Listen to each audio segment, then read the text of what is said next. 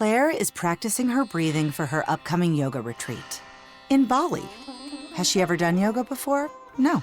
But Claire worked with Empower on her savings and investment strategy. She got good at money, so she can be a little bad. Empower. Invest well, live a little. Join our 19 million customers today at empower.com. Past performance is not indicative of future returns. Investing involves risks. You may lose money. Advisory services are provided for a fee by Empower Advisor Group, LLC, EAG, a registered investment advisor with the Securities and Exchange Commission. Om Namaste. You okay? Marge Simpson. Last time on the Work-Wife Balance podcast, it all kicked off. This is me being serious. Listen to this. Live from London, this is BBC News. Who calls people an oligarch? It sounds like some sort of herb. You called him an oligarch. Well, Which I quite enjoyed. I saw it and I gave it my best attempt. Charles says, a rising media star. Sure. I like the sarcasm. Right, get on with it.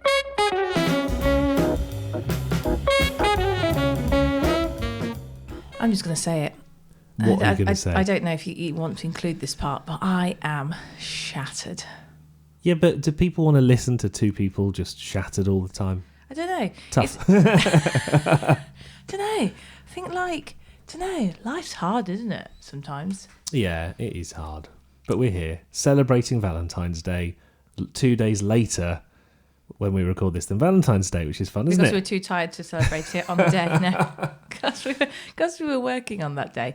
Although you got some funny looks, didn't you, in the supermarket? You said, oh, I've been booked for a shift on Valentine's Day evening, right? And I was available for Valentine's fun. Okay. Well, I wasn't. I was doing a night shift. What did I say? I could have gone out for dinner. Okay. And you go, no, I've got a shift. So let's do Valentine's Day on Sunday, the 16th. So 2 days later than Valentine's Day. I said, okay, fine. And then you go, oh, but let's do all the stuff then. Now, we weirdly got paid on Valentine's Day. Yeah. In a strange quirk of the way that we get paid. Mm-hmm. So I was walking around town on Valentine's Day with a bunch of flowers as if I'd forgotten. You're one of those men. Like with a bag filled with cards. Wow. Valentine's Day cards. And people were like, this guy, he's an amateur. Like he's turned up on the day, he's forgotten, he's gone, oh, did you feel judged? shit, I'm going to go buy some flowers. Yeah. Especially when I went into Greg's for lunch Did holding you feel flowers. Shame? I've got this picture in my head of, like, you know, on Game of Thrones when they walk behind, is it the Queen? And they go, shame, shame. I can imagine like this horde of like people just shouting at you, shame. All the other men. But there's definitely a view amongst men, like this. I've heard this said so many times, especially older gentlemen, right? They go, well, I got her a card that said wife on, so that'll do. And I think your dad said that before as well. He said, as long as the card says wife on it, it doesn't matter. What about the colour of it, the contents of it, the message within? It's irrelevant. As long as it says wife, happy Valentine's Day, you've done the right job. What if I got you a card that was like, to my one true love, or my one and only? You think that's a cop-out, don't you? Because it doesn't say... Yeah, I think you agree. I think you feel like it does have to say... Does it? To my wife. Do you feel pressured that it has to say wife? Well, that's what men think. Oh. Especially older Good men. job I didn't get you the other one then. The other one said to the one I love. I got you a really good card this year. And Bailey got me a card this year. You had your card to me, Theo's card to me, Yeah. and Bailey the bunny's card to me. You're just very loved. I was very impressed with Bailey's card. It said, from your pet. Yeah. And it said inside... I've known you the longest, biatch. So, Don't forget about out me. of us three, I'm the longest serving. Bailey has known you the relationship. longest. Yeah, no. For sure. Because your card to me was an essay. Oh, I got an email about... probably an Amazon delivery. Your card to me was like a tome, like a novel. Yes. And it had like chapter 1, and it said like when we first met, and you filled it out. But what's funny is that there was 8 chapters in the card. Yeah. And you're the world's slowest writer. Yeah. Like, because you have Really separate handwriting. Yeah. And you're also really slow. You should have seen me in exams as a kid. Like, it would start off really nice and neat, like the first 2 or 3 answers, and then when they used to come around the exam hall and go, this is your 5-minute warning, I was like, oh my god, I've only answered question 1. And I literally just at one point, I think I answered. This is not a lie, genuinely. I think I answered a question and I just scribbled and hoped that maybe they thought that I'd written something. Attempted to write something. Because it was just panic. Well, we were told that if you were running out of time, like they gave you the 5-minute warning, and you were nowhere near finishing, that you should just do bullet points. Oh. But that was in an English exam, and I thought you can't really, write a story about blah, and then you start going, went to shop, went to sleep. No, you can't just bullet point a story. Why don't you just break down the poem written by blah? It was great. It was short. Verse 2, nice. Straight to the point. Really liked, And then just as a squiggle at the end. And then hopefully that counts as a mark, because I'm hoping to put pressure on the marker that he can't read or she can't read my writing, like doctors' writing. They might not even be writing anything. That's a good tactic in an English exam. Just have really impenetrable handwriting. Yeah. And then they go 0, and you're like, well hang on a actually, minute. that's not fair. You can't mark me down on my handwriting. This is a question I've always wondered. Yeah. When we were young, so ages ago, God. did we have to handwrite exams because laptops hadn't been invented? Or did we have to write exams because they wanted to fill out our day, by hand? Like, did they just want us to spend 3 hours in a room? I don't think my school especially, I don't think my school had the capacity for everyone to do an exam on a computer. I don't think computers were rare. I don't think they were a thing, because my dad was a person who got one of the first computers, which I can never remember if it's called an ASCII something or other, and it was massive. Yeah. And it was like a motor and everything. Yeah, sounded like it was taking pour off. petrol in it. Yeah, it sounded like. And then I think that the laptop was a very late innovation. When did the internet come in? Well, do you remember the dial-up tone? The classic. I'll tell you what. Okay, the internet was 1983. Oh, okay. On January the 1st. So before us. Before our time. Before my time. Yeah. Before C and B, C and BL. BC. Before Leigh. Let me look at laptop first invented, right? What do you think? Just have a guess. Laptop. Yeah. 1988. 19 what did you say? 1988? I thought you said 1918. No. 81.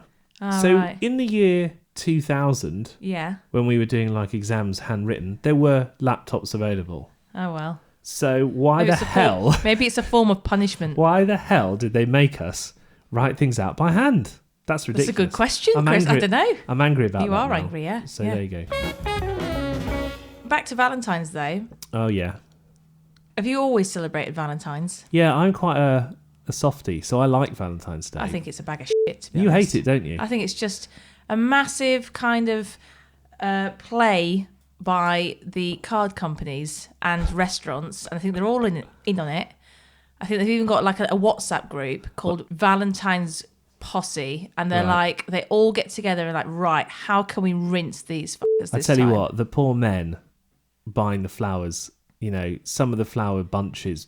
Cost of living crisis, man. But they were looking very sad, and they were like 25 quid. 25 and I thought, quid, man, you know what I mean? And they've got you, because it's like, if you don't get a bunch of flowers and someone does get a bunch of flowers, then it's like, well, you're the one who didn't get it. But I think, look, you shouldn't, this is what I think. Here we go. You shouldn't have to only show somebody that you love them on one day. That's what I say. I get that. Right. But men are thick, so they need a little bit of a kick up the bum. Right. And so if there is a day where they go, oh, bollocks, I haven't Yeah. shown my wife that I care about her for Yeah. almost a whole year, maybe at least on this very date. But it shouldn't be so expensive. No, because also you could go out for a dinner on like Valentine's Day night, and it'll cost you like 50% more than if you went the next day. To be fair, we don't normally do that, do we? No, we don't. We don't normally. So we don't go out on We don't go out.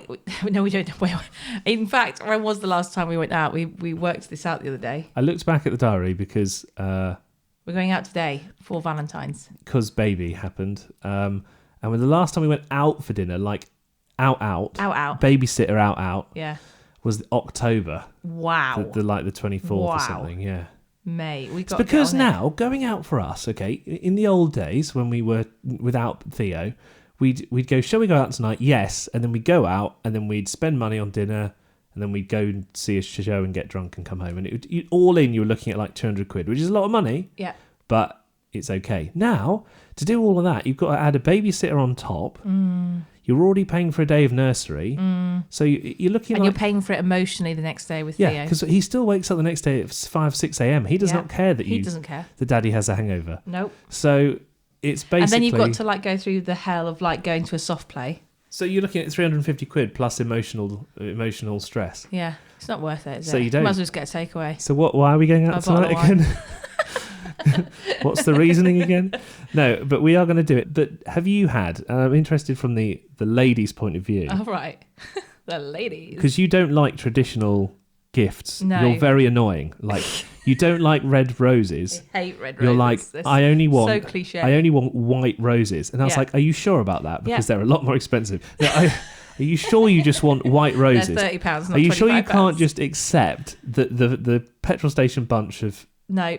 12 or 10 I don't know why it's 12 red roses. That's weird, isn't it? One Yeah. for every month, I guess. Oh, right, yeah. So why don't you like normal stuff is my main question. And then what is the worst thing that someone's got you for Valentine's Day? Okay. Surely someone sung you a song or something like that.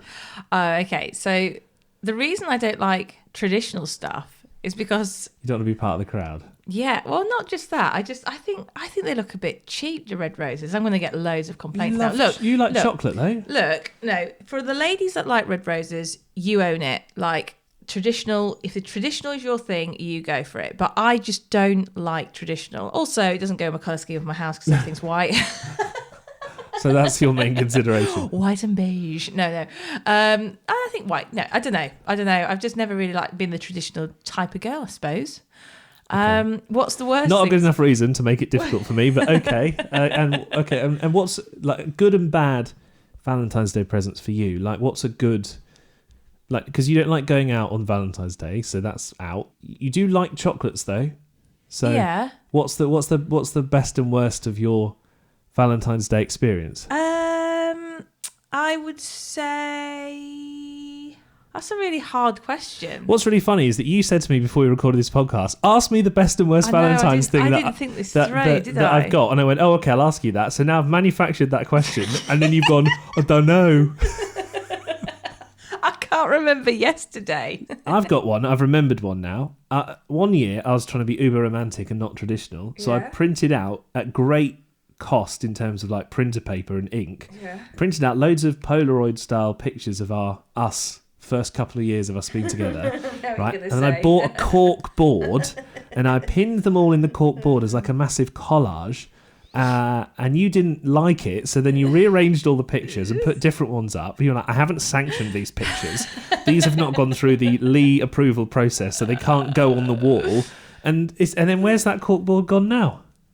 I think it's actually upstairs in the attic Is it? somewhere. Oh, gathering I dust. haven't chucked it. Gathering Not like the dust. rest of like your stuff. I have kept that. It was a nice thought. Was it though?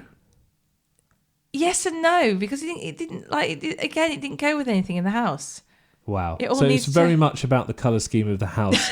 is very much Over romance. when the presents come. So when it comes to like your birthday, I'll be thinking, well, you know, we've got orange and green cushions, which I No, think it's are all right because disgusting. I've already sanctioned what I want for my birthday. So You're that. In fact, this is something. here we go. You're one of those really annoying people who have to pre-approve Yes. the presents that Yeah. you're given. Okay, I'll take that. So like, no one can get you No. anything as a surprise. No. You're like, here's a list of acceptable things. Pick that- one from the list. Choose from the list, I think that's good. or preferably buy I them think all. people prefer that. No, they don't. They like to get you stuff to surprise you. Do they? Yeah. Really? Well, I used to. I don't care anymore. Well, I just if I left it that way, then most of it would end up in the attic. Why is our attic so full? No, but you're like, right, it's coming No, up hang to, on. it's coming up to This is- Christmas. I No. feel like a lot of this is pinned on me here. I think we need to flip this on you now. Like, what's been the worst and the best present you've received, Christopher? I like all the presents though. Oh, here we go. See, I'm a romantic, so I like to go out for dinner for Valentine's Day, even if it costs more money. Right. I've had just like, oh, I know, this is a minimal one. Okay. This showed that somebody didn't know me very well because they yeah. got me some Lindor chocolates. Don't like them. Oh, And that was the Valentine's Day dear. present. So Well, what did you do with them? broke up straight away. In the bin. Yeah. Both girlfriend and chocolates. Yeah, exactly. They're quite expensive, them. Doesn't matter. Don't They're like them. spenny, mate. Doesn't matter. Wow. Check if the person likes the chocolate first before you bite them. I'm sounding like you now. Make it an approved item on the list. Sends an email. workwifebalancepod@gmail.com.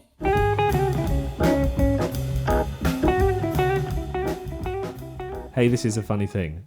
Yes. Nursery called us in for a chat the Oh, other day. no.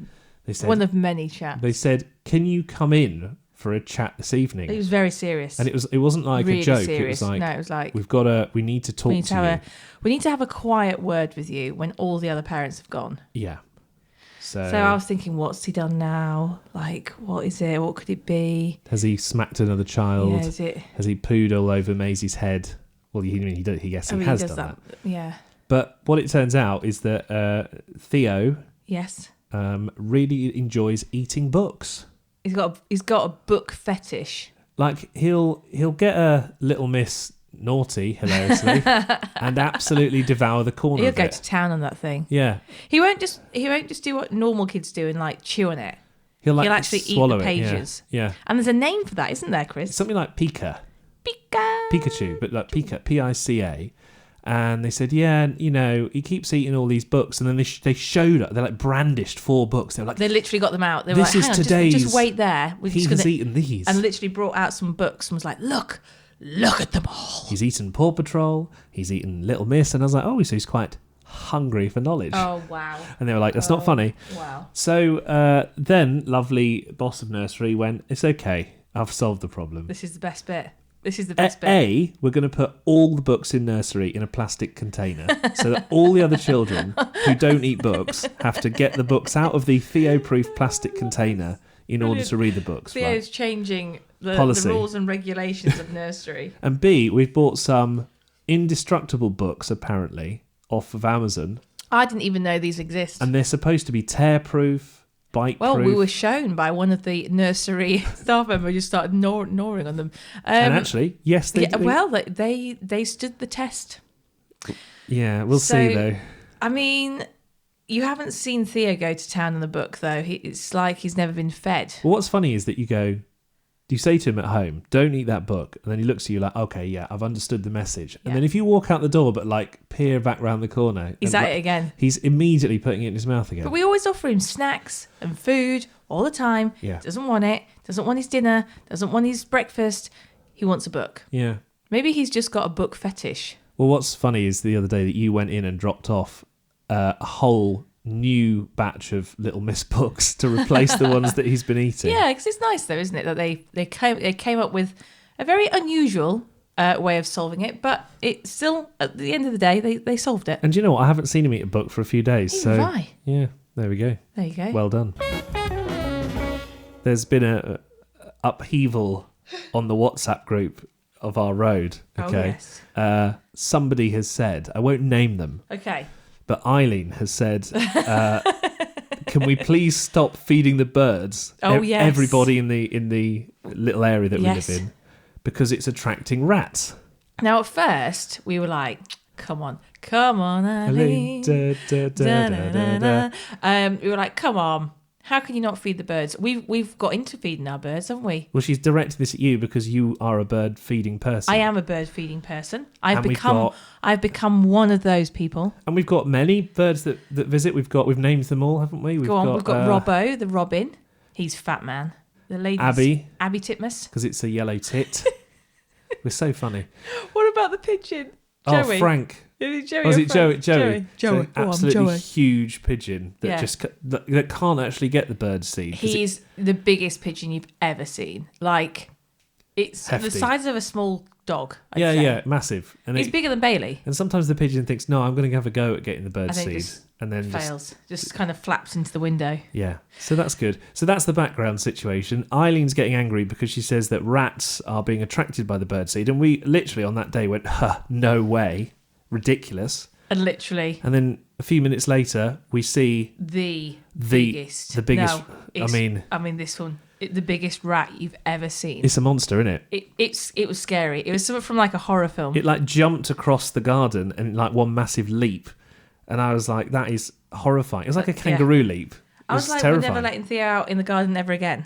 So we've put down loads of. I think I've got loads of like mouse traps for some reason, but this thing is such a beast that it can set off the mouse trap, and it doesn't even get like It's grazed by it. Mousetrap's going off. More! Yeah, it's like again. There's like it's set off 3 mouse traps. It's ripped off the wood Yeah, it has. to Bailey's door, It's ripped off some of the wood at the bottom. So I've had to fix carved that. out a hole at the bottom of the door. and it's trying to break in there because it knows that there's a birdseed store Yeah.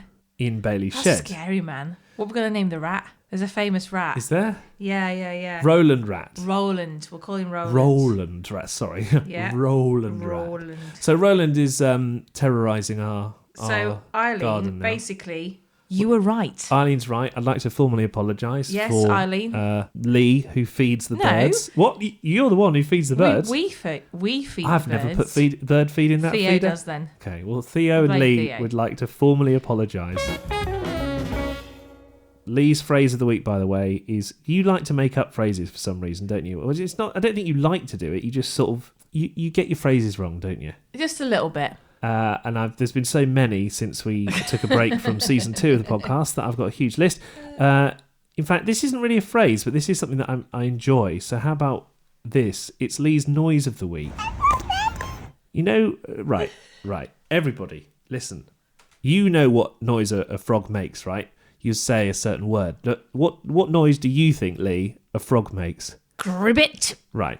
I rest my case. Gribbit. Gribbit Yep. with a G. Yep. Gribbit. Gribbit. Gribbit. And you're Gribbit. teaching your son, Yeah.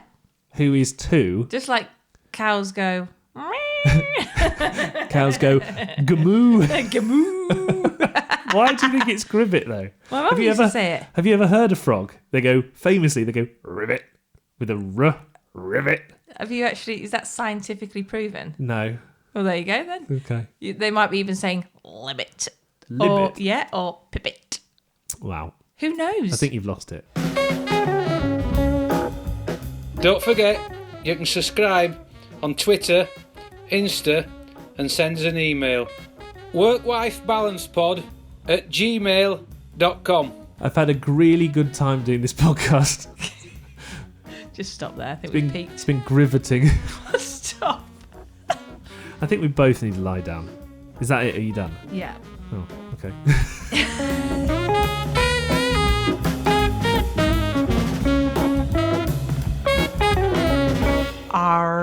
Ribbit.